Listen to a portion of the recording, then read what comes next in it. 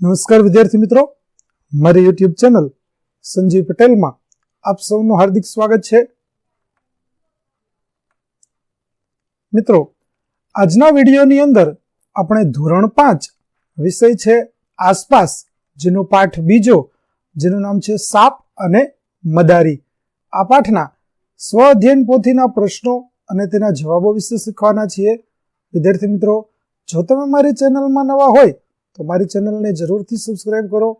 Video સારો લાગે તો લાઈક કરો, શેર કરો અને બેલ નોટિફિકેશન ઓન કરો, જેથી મારા આગળના નવા વિડીયો પણ આપને મળતા રહે. તેમજ વિદ્યાર્થી મિત્રો, આ પાઠની પીડીએફ જોવા માટે પ્લે સ્ટોરમાં જઈ અમારી એપ્લિકેશન વિશ્વગુરુ એસટીડી 1 થી 12 ગુજરાતી ડાઉનલોડ કરી તમારા મોબાઈલમાં ઇન્સ્ટોલ કરો. જે તમે શરૂ કરશો તો તમને આ પ્રકારે જોવા મળશે, જેમાં સ્વ અધ્યયન પોથીની અંદર તમને ધોરણ બતાવશે, ધોરણ પસંદ કરશો એટલે વિષય બતાવશે, વિષય પસંદ કરશો એટલે પાઠનું નામ બતાવશે. જેમાં તમે વિડીયો ઉપર ક્લિક કરશો તો તમને વિડીયો જોવા મળશે અને પીડીએફ ઉપર ક્લિક કરશો તો તમને પીડીએફ જોવા મળશે. તો આશા રાખો અમારી એપ્લિકેશન આપ સૌને ગમશે. જરૂર ડાઉનલોડ કરજો, જે એકદમ ફ્રી છે. કોઈ પણ પ્રકારના ચાર્જ વગર તમે વિડીયો અને પીડીએફ બંને જોઈ શકશો. તો ચાલો મિત્રો, હવે શરૂ કરીએ પાઠ બીજો, સાપ અને મદારી. પ્રશ્ન 1 છે, મને ઓળખો. પેલું, હું ગધેડું પાળું છું, તેના પર માલ સામાનની હેરફેર કરું છું, તો તે છે કુંભાર. બીજું, હું ગાય, ભેંસ, ઘેટા રાખું છું, તેમનું દૂધ વેચી મારું ગુજરાન ચલાવું છું, તો તે છે પશુપાલક.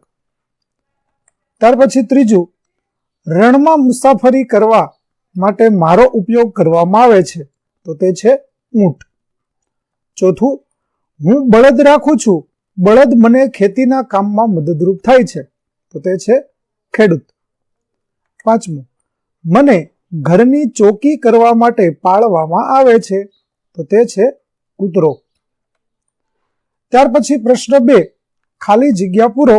જેમાં પેલું, મદારીઓ સાપને વાંસની ટોપલીમાં રાખતા હતા. બીજું, મરઘીઓને જ્યાં ઉછેરવામાં આવે છે તે સ્થળને પોટ્રી ફાર્મ કહેવામાં આવે છે. ત્રીજું, ઊન અને દૂધ મેળવવા માટે ઘેટાને પાળવામાં આવે છે. ચોથું, સવારી માટે ઘોડા, ઊંટ અને બળદ પ્રાણીનો ઉપયોગ કરવામાં આવે છે. પાંચમું, સાપ કરડ્યા પછી બચવા માટેની દવા સાપના ઝેરમાંથી બનાવવામાં આવે છે. ત્યાર પછી પ્રશ્ન 3, જોડકા જોડો. જેમાં ખેડૂત, તેની સામે આવશે બળદ, કુંભારની સામે આવશે ગધેડું, પશુપાલકની સામે આવશે ગાય અને મદારીની સામે આવશે સાપ. ત્યાર પછી પ્રશ્ન 4, નીચેનું કોષ્ટક પૂર્ણ કરો. પ્રાણીઓ અને તેમના ઉપયોગો. તો ચાલો આપણે કોષ્ટક પૂરું કરીએ. જેમાં પેલું છે ગાય. તો ગાય આપણને દૂધ આપે છે. બીજું, ઘેટા. તો ઘેટા ઊન, દૂધ તથા માંસ માટે પાળવામાં આવે છે. ત્યાર પછી છે ઊંટ. તો ઊંટ ભાર વહન કરવા માટે ઉપયોગી છે. ઘોડો. તો ઘોડો સવારી કરવા અને ભાર વહન કરવા ઉપયોગી છે. બળદ. તો બળદ ખેતી માટે ઉપયોગી છે. અને હાથી. તો હાથી ભાર વહન કરવા માટે ઉપયોગી છે. ત્યાર પછી પ્રશ્ન નંબર 5, પ્રશ્નોના જવાબ લખો. જેમાં પહેલો પ્રશ્ન, તમે સાપને જોયો છે? ક્યાં? તેની અંદાજિત લંબાઈ ફૂટમાં લખો. તો હા, મેં મારા ખેતરે સાપ જોયો છે. તેની અંદાજિત લંબાઈ 4 ફૂટ હતી. બીજું, સાપ ખોરાક કેવી રીતે લે છે? તો સાપ પોતાના ખોરાકને ગળી જાય છે. ત્રીજું, સાપ કરડે ત્યારે તેનું ઝેર માણસના શરીરમાં શેના દ્વારા પ્રવેશે છે? તો સાપ કરડે ત્યારે તેનું ઝેર માણસના શરીરમાં સાપના દાંત દ્વારા પ્રવેશે છે. ચોથું, સાપને કેટલા દાંત હોય છે?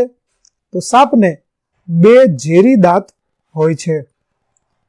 ત્યાર પછીનો 5મો પ્રશ્ન, પ્રાણીઓ દ્વારા મદારીઓ પોતાનું ગુજરાન કેવી રીતે ચલાવતા હતા? તો મદારીઓ સાપ, વાંદરા, રીંછ જેવા પ્રાણીઓને તાલીમ આપી તેમને કરતબ કરાવી લોકોનું મનોરંજન કરે છે અને પોતાનું ગુજરાન ચલાવે છે. છઠ્ઠો પ્રશ્ન, સાપને ખેડૂતનો મિત્ર કેમ કહેવાય છે? તો ખેડૂતના પાકને સૌથી વધુ નુકસાન ઉંદર પહોંચાડે છે. સાપ આ ઉંદરને ખાઈને ખેડૂતની મદદ કરે છે. આથી સાપ ખેડૂતનો મિત્ર કહેવાય છે. ત્યાર પછીનો 7મો પ્રશ્ન, કયા કયા પ્રાણીઓનો ઉપયોગ મનોરંજન માટે કરવામાં આવતો હતો? તો સાપ, વાંદરા, સસલા તથા રીંછનો ઉપયોગ મનોરંજન માટે કરવામાં આવતો હતો.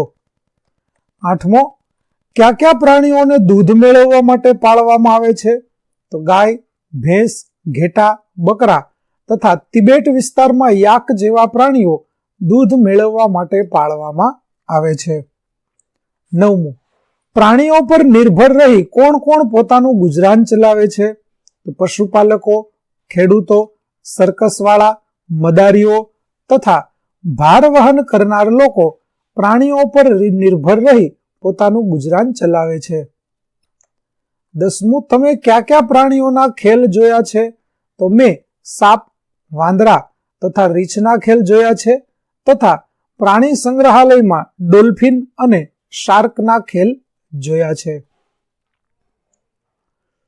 ત્યાર પછી પ્રશ્ન 11મો, સર્કસમાં કે અન્ય જગ્યાએ મનોરંજન માટે ઉપયોગમાં લેવાતા પ્રાણીઓને કેવી તકલીફો પડતી હશે?